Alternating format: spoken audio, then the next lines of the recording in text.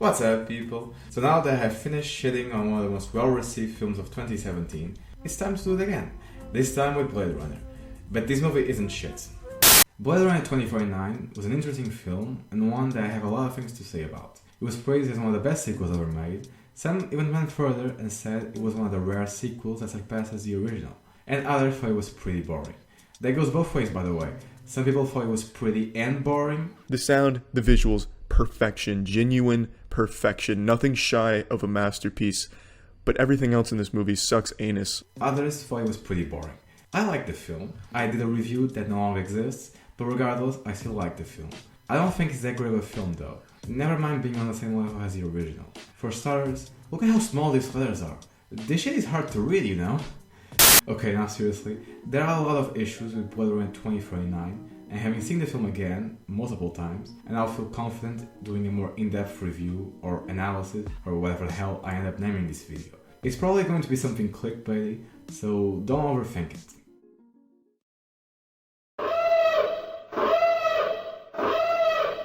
The opening sequence is perfect. It not only sets up the tone and the atmosphere of this world, with all the breathtaking visuals and equally fantastic score, it's also a simple scene that shows us a little bit of the protagonist's day-to-day life. Furthermore, the scene itself has more meaning as the plot progresses. It's not just there for us to get to know the main character, it's actually relevant for the overall story. This is a sign of great writing. Unfortunately, it's probably where it ended. More on that note later. My main problem with this film is Ryan Gosling's performance. There's never a moment on screen where it doesn't seem like he's forcing himself to act monotonous and simple-minded. I just don't buy his act. Even Batista, in the few moments he's in, comes off more natural and organic, blending in with the environment. He seems like someone who actually lives in this world. Ryan, on the other hand, he comes off like an actor acting. I even rewatched The Nice Guys to figure out if this was something about the actor himself, but nope. In that film, I thought Ryan fit his character very well. And in Drive, he's completely transformed into the driver. In La La Land, yeah, I don't care about La La Land, but my point stands, and that is that Ryan in Blade Runner doesn't fit his character. He's not Kay, he's just Ryan Gosling playing a guy named Kay, and not for a second I cared about him. Now, to be fair, I also didn't care for Deckard in the original film, but I never thought of his performance as simply Harrison Ford trying to act. He was Deckard, and I wish this film's protagonist had been better casted. My mom still cries over the lost baby pictures. Well, it's a shame. You must have been adorable. You see this moment right here? I don't see Officer K making a joke. All I see is Ryan Gosling making one. Really wish they had picked someone who could transform himself into the character of K. Ryan isn't bad, he's just not this character. At least not from the performance he gives anyway. Blade Runner 2049 is about defining what it means to be human. It has nothing to do with your birth or what you are made of, it's your actions that define you. And this theme is carried out by Kay, played by the wrong actor, who works as a Blade Runner, assigned to take out all replicants that have gone rogue. In the midst of one of his missions, he discovers the remains of a replicant that apparently was able to give birth to a child, something that could disrupt the world. So Kay is ordered to find this child and eliminate it. During his search, he eventually comes to believe that he himself is this mythical child, but as it turns out, this wasn't the case. And instead of returning to his old life, one created around the idea that he had no choice but to play his part as nothing more than a doll, he takes initiative and decides to do something that he deems to be the right thing to do, and he saves Deckard. The film is about other things like fertility, hope, ethics, and so on, but I'm not here to talk about what they were trying to achieve. I want to discuss what they did achieve, and the end result is not something that, at least for me, I would call amazing. I don't think 2049 has other great characters or explored its themes in a unique way with depth or even logic. This movie is riddled with plot holes and not just unanswered questions that are meant to be vague and ambiguous. Like, how did Wallace knew about the existence of the newborn replicant? I'm not saying it is implausible for him to know. After all, he did buy out the Tyrell Corporation, and I'm assuming he has access to their databases. But it's just a little bit too convenient that he starts looking for a newborn at the same exact time Kay is doing the same thing. Very convenient to the plot. There's really no explanation for why these two storylines, Kay looking for the child and Wallace looking for the child, happen at the same time.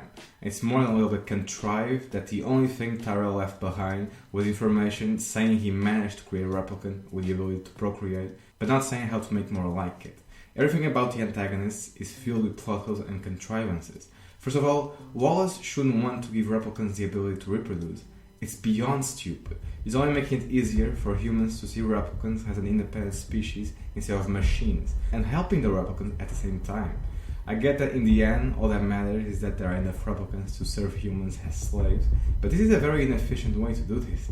From this scene, even detectives and doctors have a hard time telling that she was a replicant when they were examining Rachel's remains.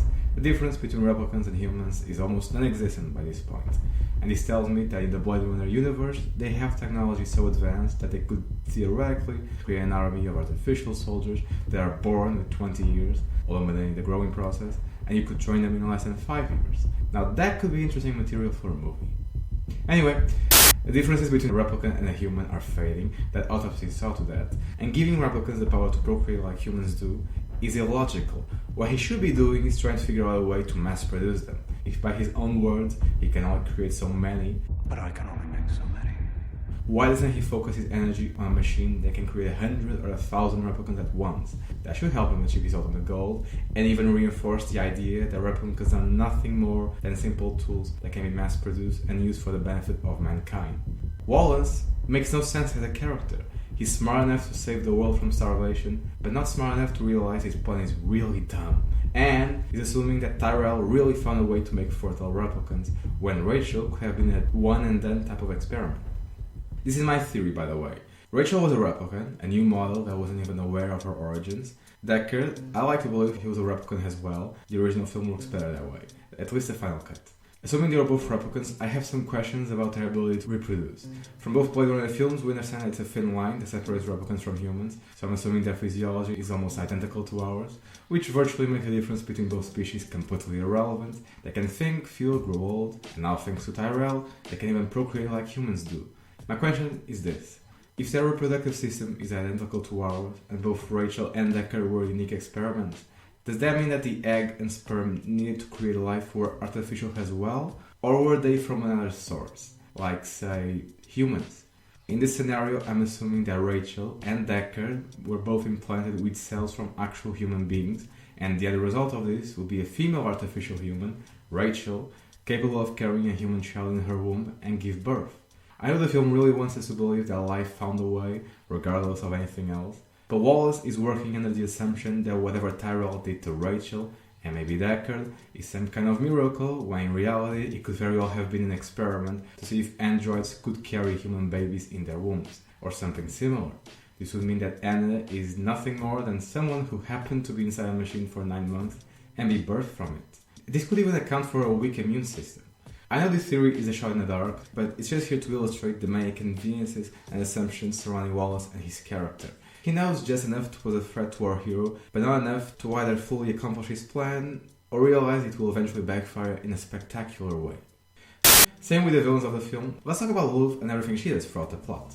I'm not interested in her as a character and the fact that she's terrified of Wallace, or the fact that she really cares about the possibility of her own kind being able to reproduce. What I care about are her actions in the film and the fact that she never suffers any sort of repercussion. Like here, she can just walk into a police station, go to the morgue, steal evidences, and even take out any witnesses. Aren't there security cameras in this place? Did nobody saw her come in and come out? How is this scene remotely plausible? And this one, how the hell does this happen? This time she's murdering a lieutenant of the LAPD. How does one get access to her office like that? She just walks in, kills her, and walks out again.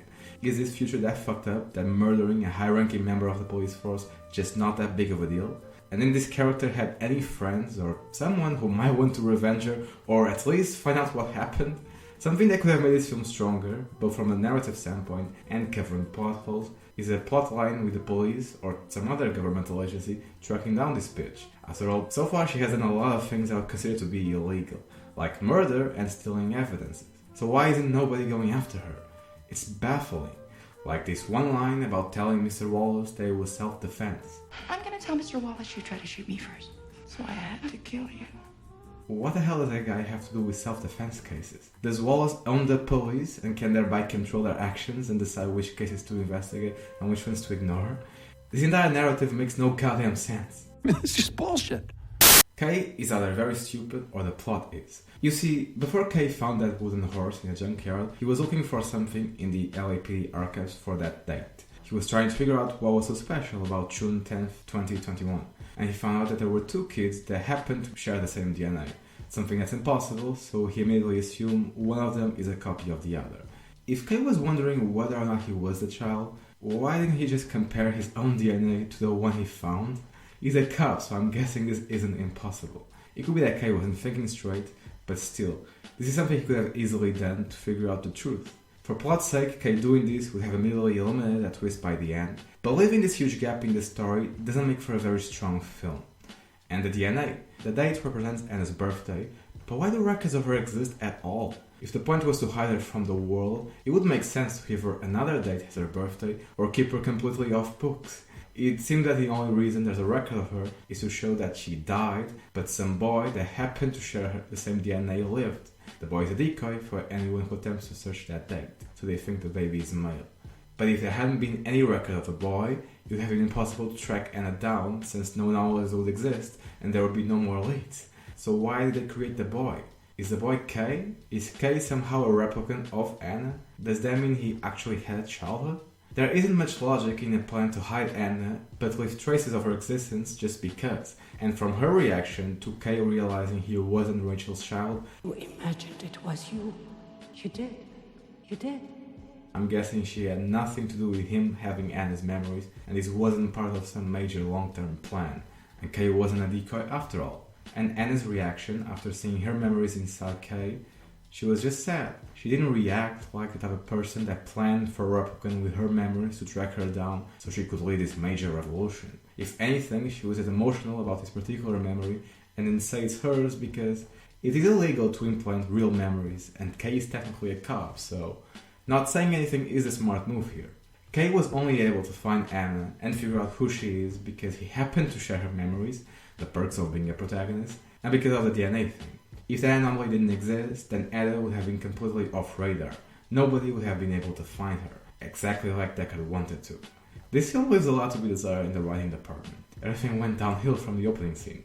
And I didn't even mention the questions that arise with replicants wanting to revolt against humans. Because you see, back when Lyfo was talking with that woman, who I'm assuming was a client, she said they could customize them however they wanted, this referring to the replicants. And she specifically mentions intelligence. I wouldn't waste your money on intelligence. If they have that sort of technology, why doesn't the government simply pass a law on prohibiting the creation of replicants with human-like intellect? If there have been problems in the past, and there were huge problems in the past, this law would make sense. Even Skynet figured that shit out, and nobody made an entire movie about it. It was just this one scene. A learning computer, but Skynet presets the switch to read only when we are sent out alone.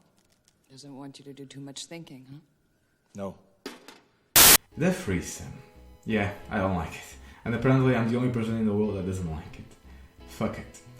Both from a story and just general perspective, this looks and feels like a straight ripoff of Her. But in that movie, the scene made sense. There were actual events leading up to it, and there was also some emotional weight for the characters involved. Here, it honestly just looks like a complete ripoff. I see no point in having this here, except for plot's sake. That hooker needed to put a tracker on Kay. Other than that, Kay and Joy's relationship hadn't been developed to the point where this sex scene in this moment is justified. Before this, the only other intimate moment between them was when they were outside in the rain, and in every other scene they were together, it never really seemed like the time they spent was leading up to something like this. For lack of a better word, it feels random. Looks cool, and it's somewhat plausible, but forced.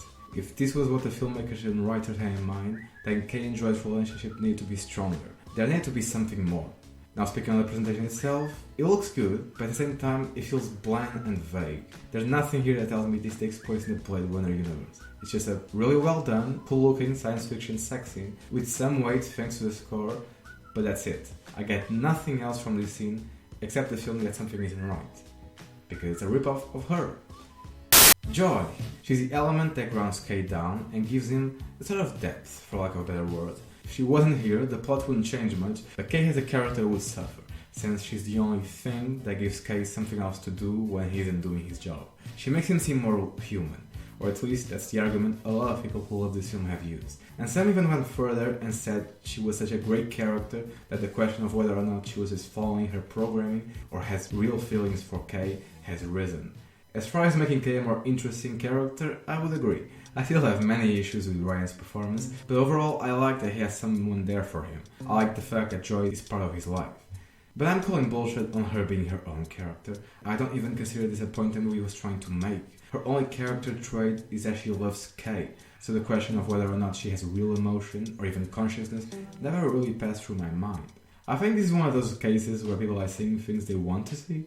Unlike someone like Ava from Ex Machina or Samantha from Her, Joy's entire existence is dependent on someone else. She never shows signs that she has dreams of her own or other interests outside making Kay happy. She's just a very charming piece of software. That's it. In the end, I think that Blade Runner 2049 is an exceptionally well-directed film, a visual masterpiece with a very weak plot. There wasn't anything gripping, and when I think of great science fiction, the speech by Roy in the end of Blade Runner transcends anything that was done here. I like 2049, I just don't see that its existence was justified.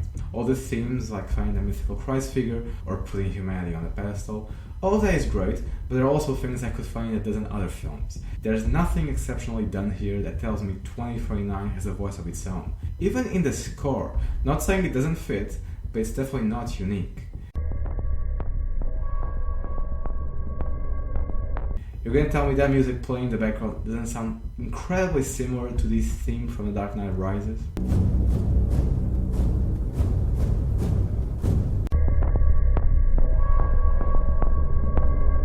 This is how I could tell that Hans Zimmer was involved with the score. And I don't mean that in a, oh, Hans Zimmer is fantastic, I'm so glad he worked on this film. It was more like, oh, looks like someone has been practicing their copy-paste skills. It's just disappointing. I still like the film a lot, but only because it's pretty and pleasant for my ears. I'm baffled by the amount of people who consider this to be a flawless masterpiece. But everyone is different, so whatever.